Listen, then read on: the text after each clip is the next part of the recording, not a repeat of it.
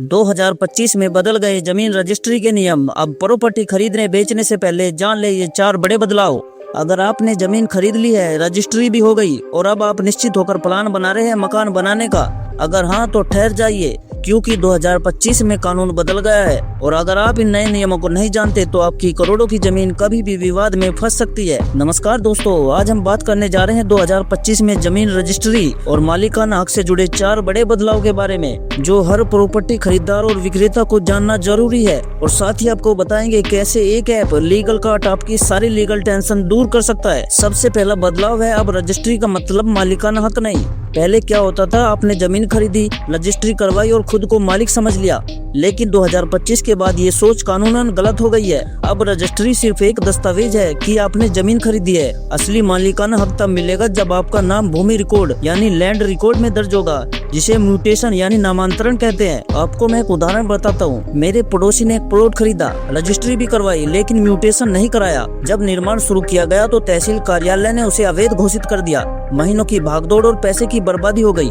Mutation यानी नामांतरण अब कानूनन अनिवार्य कर दिया गया है। अब जमीन की रजिस्ट्री के 30 दिन के अंदर म्यूटेशन कराना जरूरी है। म्यूटेशन होने से ही आपके नाम पर भूमि रिकॉर्ड में एंट्री होती है।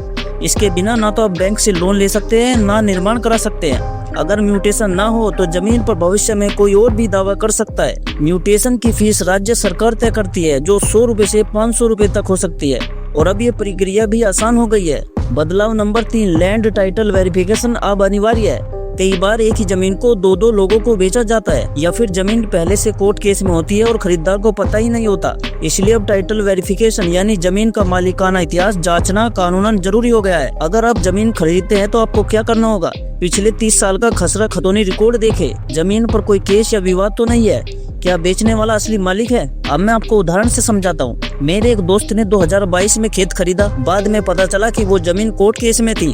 अगर पहले टाइटल वेरिफिकेशन करवा लेते तो लाखों का नुकसान नहीं होता। बदलाव नंबर 4, अब पूरी रजिस्ट्री प्रक्रिया डिजिटल हो गई है। 2025 से सभी राज्यों में रजिस्ट्री प्रक्रिया को डिजिटल किया जा रहा है। अब रजिस्ट्री के लिए सभी दस्तावेज स्कैन होकर पोर्टल पर अपलोड होंगे।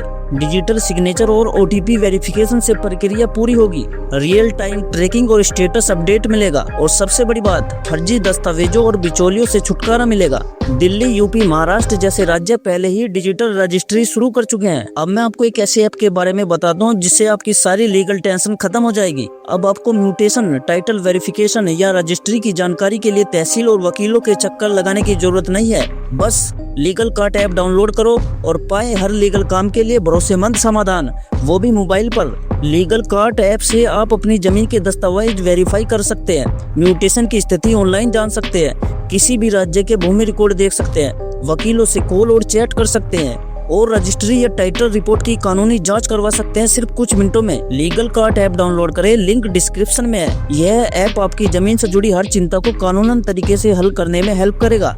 अब मैं आपको पुराने नियम और नए नियम बताता हूँ। पहले क्या होता था कि रजिस्ट्री के बाद मालिकाना हक माना जाता था, अब म्यूटेशन जरूरी हो गया है। टाइटल वेरिफिकेशन पहले नजरअंदाज किया जाता था, अब जरूरी कर दिया गया है।